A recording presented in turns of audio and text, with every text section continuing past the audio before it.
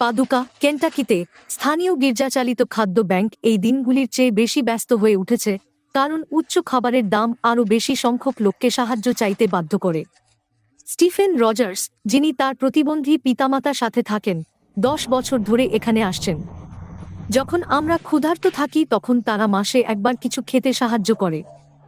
আদমশুমারির তথ্য অনুসারে 2022 সালে মার্কিন যুক্তরাষ্ট্রে প্রায় 38 মিলিয়ন মানুষ সরকারি দারিদ্র্য স্তরের নিচে বাস করত। তাদের মধ্যে 11 মিলিয়ন শিশু। আরও কয়েক মিলিয়ন লোক নিম্ন আয় এবং এক সংকট থেকে নিঃস্ব।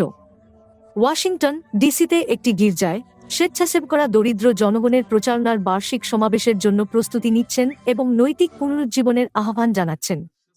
1960 এর দশকের নাগরিক অধিকার যুগের মূলে একটি আন্দোলন।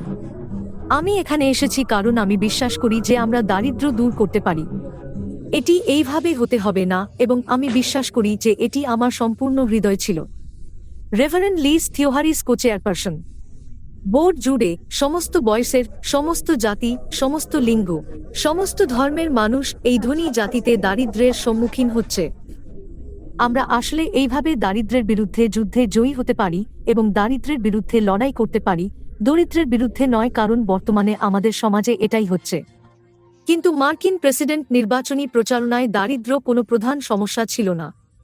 উভয় প্রার্থী মধ্যবিত্ত পরিবারের উপর মূল্যস্ফীতির চাপের দিকে বেশি মনোযোগ দেন। দরিদ্র জনগণের প্রচারাভিযানের লক্ষাধিক ভোটারকে নতুন আইন এবং নতুন ব্যয়ের অগ্রাধিকারের দাবিতে একত্রিত করা। জীবনযাত্রার মজুরি, পর্যাপ্ত স্বাস্থ্যসেবা, সাশ্রয়ী মূল্যের আবাসন এবং উচ্চমানের শিক্ষা সবই ক্যাম্পেইনের এজেন্ডার কেন্দ্রে রয়েছে। আমি বিশ্বাস করি যে দরিদ্র ও ছিন্নমূলদের একত্রিত করেই আমরা যে বিশ্বকে চাই তা জয় করতে পারি।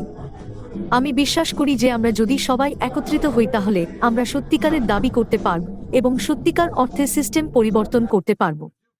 পাদুকাতে স্টিফেন রজার্স বলেছেন যে বিনামূল্যের মুদি একটি গডসেন্ড। তারা সব শুধু আশীর্বাদ করছি, হায় ঈশ্বরের কৃপায় আমাদের খাবারের জায়গা আছে। কিন্তু খাদ্য ব্যাংকের পরিচালকরা বলছেন যে দরিদ্রদের খাওয়ানোর জন্য প্রয়োজনীয় অর্থ ফুরিয়ে যাচ্ছে, রজার্সের মতো লোকেদের এবং আরও অনেককে ক্ষুধার মুখোমুখি হতে হবে।